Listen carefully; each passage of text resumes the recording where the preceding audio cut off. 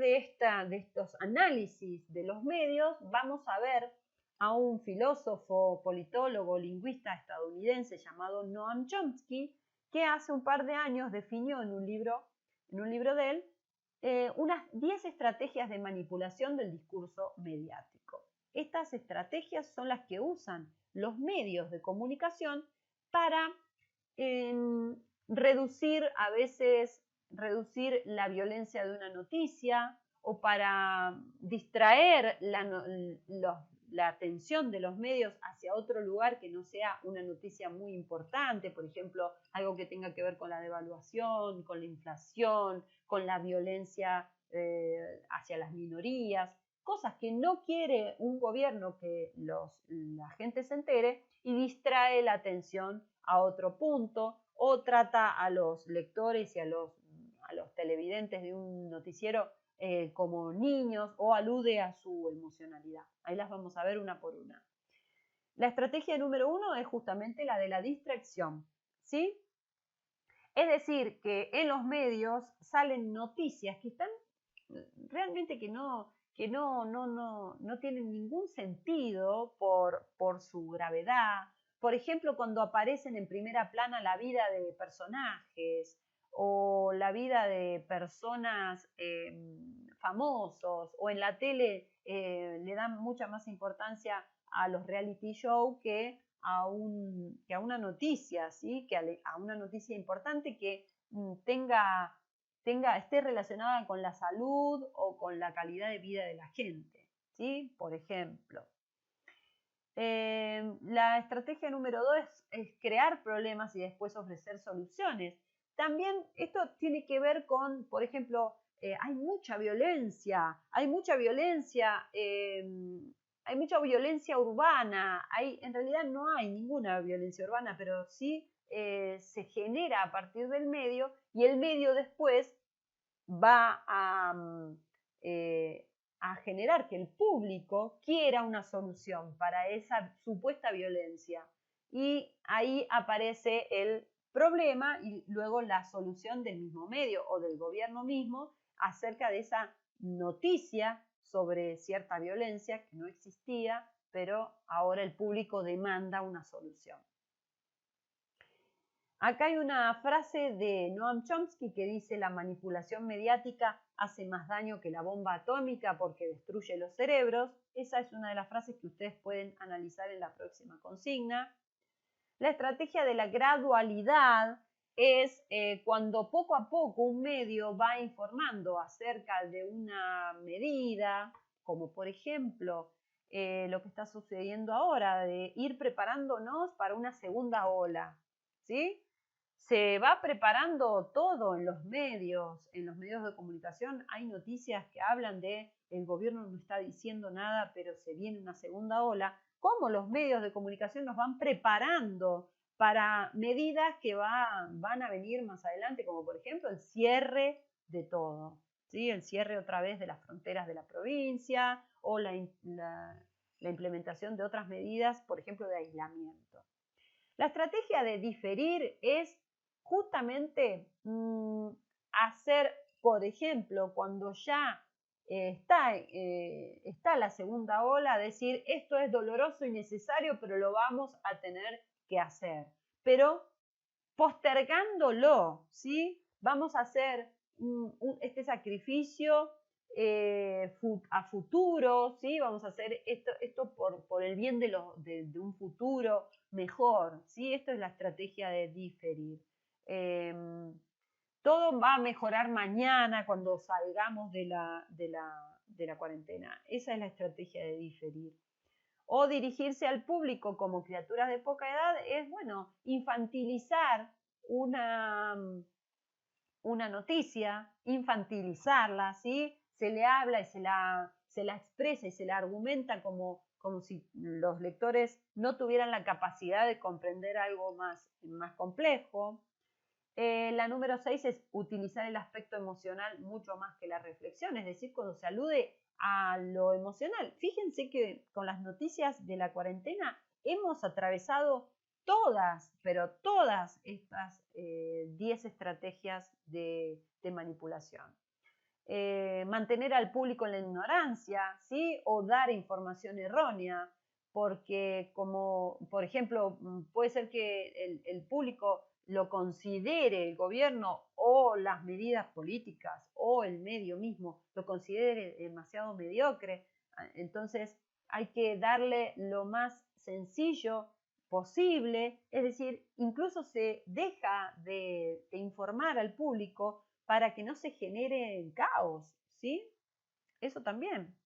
Acá hay otro cartelito que dice involuciona, pasa del mono al hombre, al Homo erectus y luego al hombre tecnológico y cómo vamos involucionando a estar otra vez mirando hacia abajo.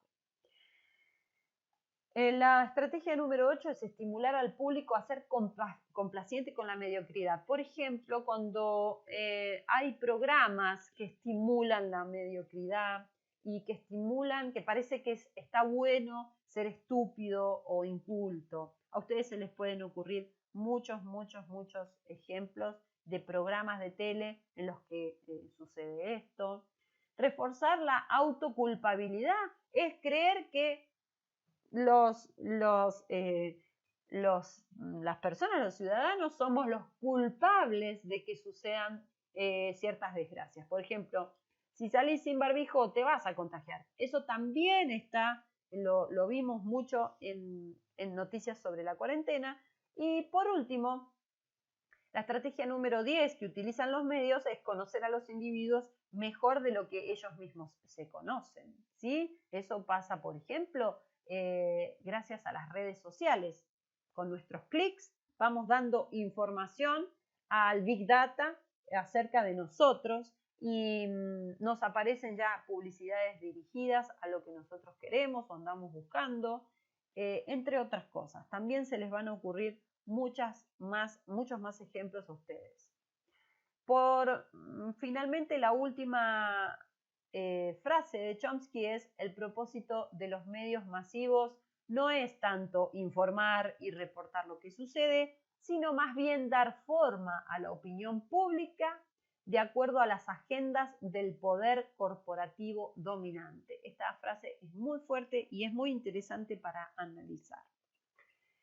Bien, las consignas. Leer las 10 estrategias, elegir una de las imágenes, esas que estaban ahí presentadas entre medio, y explicar con sus palabras para qué sirven las estrategias, qué significa la frase o la imagen que eligieron.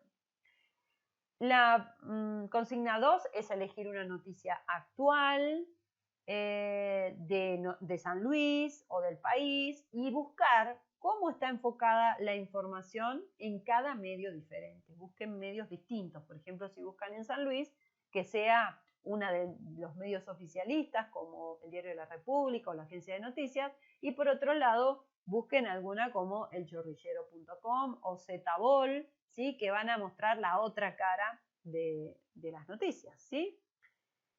El punto 3, en la noticia que eligieron, ¿se utiliza alguna estrategia de manipulación? ¿Cuál? ¿Cuál o cuáles? ¿Sí? Porque puede ser que nos traten de ignorantes, nos traten o esté muy infantilizada, o que se oculte o se evada la información. Explíquenlo con sus palabras. Y por último, vamos a leer, vieron que yo les dije que eran textos literarios y no literarios. Bien, hasta ahora vimos textos no literarios, uno literario, uno no literario, que son las noticias, y ahora vamos a leer un texto, un cuento literario de Samantha Schweblin que se llama Mariposas. Lean el texto, es un cuentito muy corto de un poquitito más de media carilla y respondan las preguntas que son: si les gustó, de qué se trata, y vamos a usar la creatividad, es decir, la intertextualidad también, la comprensión de metáforas, y vamos a buscar símbolos que nos permitan interpretar el cuento. Es decir, por un lado tenemos el argumento, es decir, de qué se trata el cuento, ese es el argumento, y por otro lado vamos a tener que utilizar nuestras competencias para entender qué quiere decir el cuento. Para cada uno de ustedes, el cuento va a significar una cosa diferente, ¿sí? Por su experiencia de vida, por sus momentos, su circunstancia actual y también por las competencias culturales o la capacidad de asociar o de interpretar metáforas que cada uno de ustedes tenga, ¿sí? Por eso el nivel de interpretación va a ser individual de cada uno de ustedes en particular. Por eso se les va a preguntar de qué trata el texto, eso es para todos por igual, pero después, ¿qué símbolos se encuentran? Hay un símbolo muy importante que es justamente el del título, son las mariposas. ¿Qué significan las mariposas? ¿Qué son las mariposas? ¿Qué significan para el cuento? ¿Está? También pueden utilizar el recurso de buscar qué significa una mariposa fuera del cuento, como competencia cultural, ¿sí? Buscan un diccionario de símbolos o ponen qué simboliza una mariposa. O también pueden pensar qué le pasa, qué características tiene una mariposa, ¿sí? Y cómo las podemos aplicar como metáfora adentro del cuento que acaban de leer. La mariposa es frágil, la mariposa vive poco, tiene alas llenas de polvitos, si le tocamos las alas, la mariposa se deshace, se desarma. Pero, ¿qué cualidades, qué cosas positivas tiene una mariposa? Bueno, es libre mientras vuela, va de flor en flor, es un signo de libertad, es un signo de inspiración, es un signo de alegría también. Bueno, todas esas cosas las pueden aplicar al cuento. ¿Qué simboliza una mariposa o las mariposas que aparecen en el cuento? Y por último, con toda esa información que ya tienen, redactar una interpretación de lo que sucede por debajo de la superficie del cuento, es decir, no el argumento, no de qué se trata, si Gorriti o Calderón agarran la mariposa, qué conversan entre ellos, qué están haciendo. Eso no es, eso es el argumento, ¿sí? Ahora, ¿qué sucede en el cuento cuando yo interpreto el símbolo elegido, que en este caso es la mariposa? Cuando la mariposa empieza a ser un signo de libertad, un signo de admiración, ¿no? Como una cosa que sucede maravillosa, una cosa que sucede maravillosa y es fugaz como una mariposa y tan frágil como una mariposa. Bueno, ahí está la interpretación de cada uno de ustedes y así se termina entonces el trabajo práctico número 2. Espero que les haya gustado o les haya ayudado mucho este tutorial y cualquier cosa nos vemos en clase y si no me escriben por mail. En las próximas horas les voy a estar subiendo este video y otro más explicando las consignas del trabajo práctico número 3. Chao, chao, chicos.